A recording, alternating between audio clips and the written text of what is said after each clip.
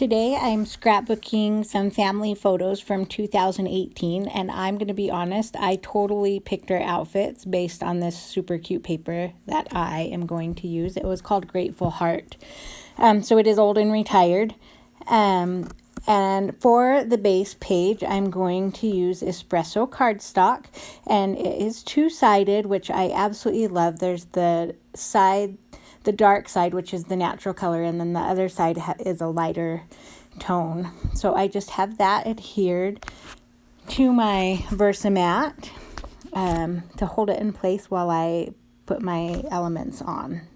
So I'm actually using the workshop that was for this paper packet, and I'm using Design 3, which is what I showed you when I first started the video. And I followed the sketch, but I used different papers because I really liked the photo placement and stuff would work really well with the pictures that I had. So right now I'm adhering the flower and leaf paper to the left, and it is 1.5 inches by 12 inches.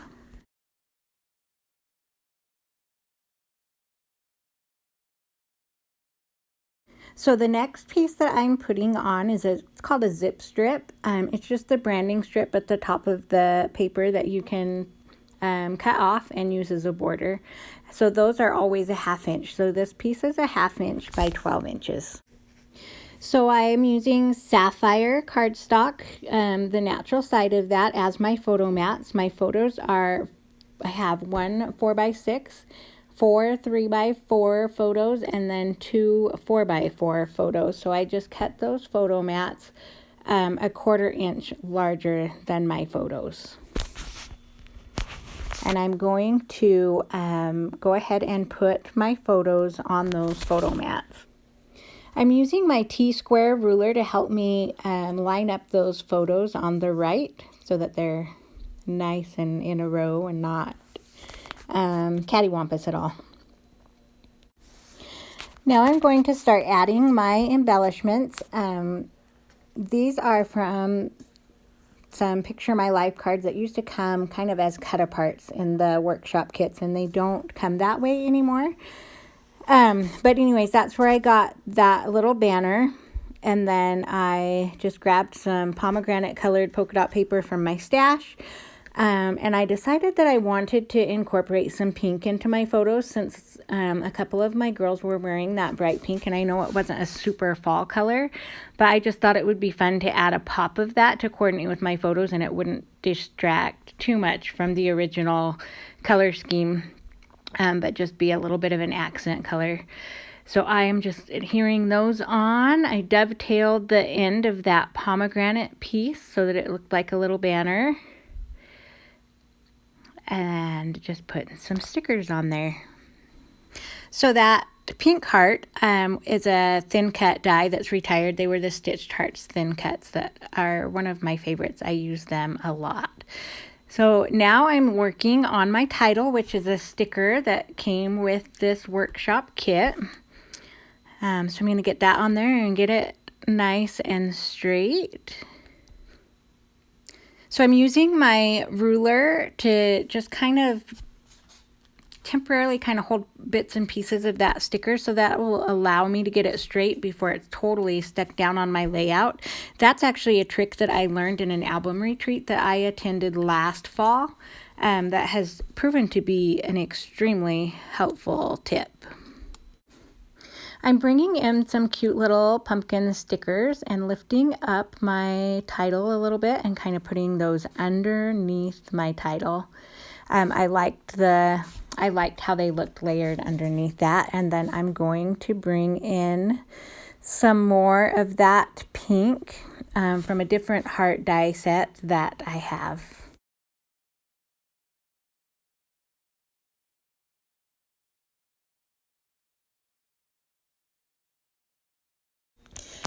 I cut a couple more strips of that pomegranate polka dot paper and am putting that underneath that bottom photo, and I will do that on the other page as well. That is actually came from that sketch in the workshop guide just obviously using a different paper.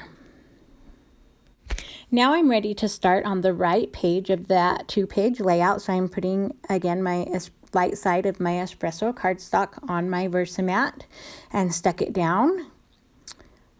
And then I will bring in a strip of that flowered paper again on the right side. This piece is a little wider than the first. It's 2 inches by 12 inches. And then I will also be putting the zip strip again next to that. I'm going to go ahead and map my photos again in that sapphire cardstock, and then I will place them on my layout.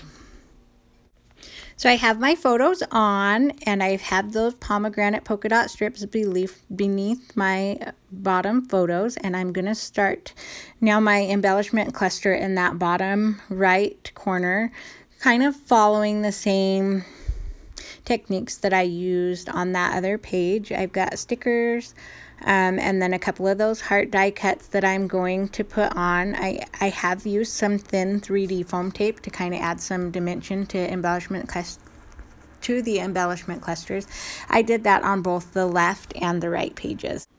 That little wood arrow is a sticker, and I wanted to put 3D foam tape on the back. So what I did is I added my 3D foam tape, and then I took my little embossing buddy bag, because it kind of has a powder in it, and put that, I left the backing on my 3D foam tape, and then rubbed that little embossing buddy bag all over the back of that sticker where the 3D foam tape wasn't, so that it would take the stick off and the edges wouldn't like push down and stick on my page. So I have one more photo that I wanted to use on my page, so I'm going to add a flip flap. So I have the photo already in my flip flap, and I'm working on making a little embellishment to go on the back of that, since I don't have another photo that I want to use. The little card that I'm using over there on the right of that is a Picture My Life card that I cut out, and I just put on top of a 4x4 piece of that pomegranate polka dot paper. And then I just embellished that with some stickers and some more of those die cut hearts. I grabbed a stamp from my stash with a sentiment on it that I really liked. It says, "You make my heart happy." So I'm going to go ahead and stamp that in Gold Rush ink on that card.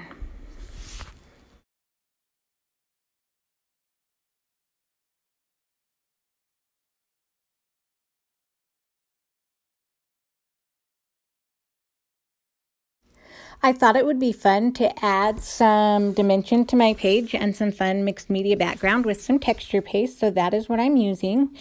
So I'm going to take my ink pad, the Gold Rush ink pad, and I'm going to dab it on my all-purpose mat. And I'm just going to take a little bit of texture paste out of my container and put that plastic baggie on the top so it doesn't dry out so much. It does dry out pretty easily. So I'm just going to take my palette knife and mix that texture paste and that ink together until I get the color that I want.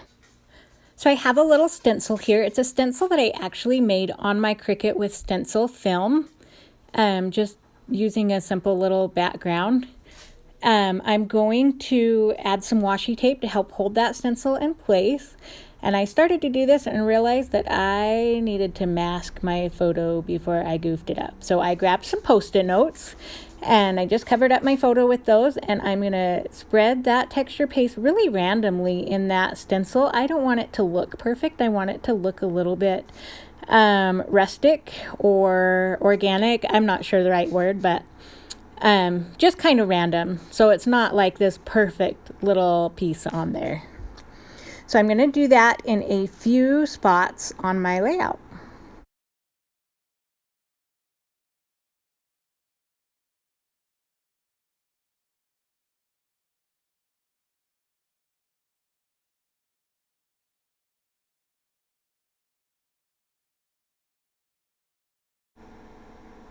So I brought in my left page and I'm going to add some texture paste there so that I have a little bit on both of my pages. I really love the look of texture paste. It's such a fun way to add dimension and variety and background to your pages.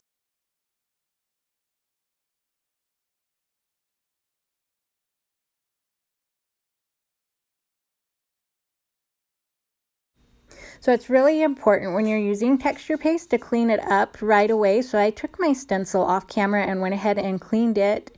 My all-purpose mat, I'm not super concerned about because pretty much everything comes off of that, but I still don't want to get anything else in that. So I just went ahead and cleaned it up and cleaned up my palette knife so that I wouldn't ruin it with dried on texture paste. My final finishing touch, I'm bringing in an espresso shimmer brush. I really love these. I put a little bit on the block and I tried to splash it off the block, which has worked really well in the past, but it wasn't working for me today. And you'll notice I got a big old glob there on my heart, which I'm going to come back and fix later. But what I ended up doing is just dipping my brush in that puddle and just tapping it on my finger to get some random splatters all over my page. And I made sure that I masked where I didn't want the splatters to be. I brought in my right page and did the same thing in different spots on the right page so that it would be consistent across my layout. And I really love these shimmer brushes because, as the name suggests, they are tinted with an ink and then some glitter too. So they have some beautiful shine to them. So now I'm finishing up by adding that flip flap, and I did not put adhesive at the very top of that photo so that I could get that adhesive underneath the mat and kind of hide it. You can put flip flaps on just on top of your sheet protector too, which works just fine. I just wanted to hide the little adhesive strip a little bit better. So I tucked it behind my photo mat, and I apologize for getting my head in the way. I was just trying to get everything lined up correctly, and there it is. It looks so beautiful. Since there are no mistakes in scrapbooking, I am working on adding another embellishment to that upper left embellishment cluster to cover up that big ink blob that I made. So I took the flowered pattern paper and I'm actually going to take my scissors and just cut a flower out of that since I didn't have another sticker that would work where I wanted it. And voila, the ink spot is covered.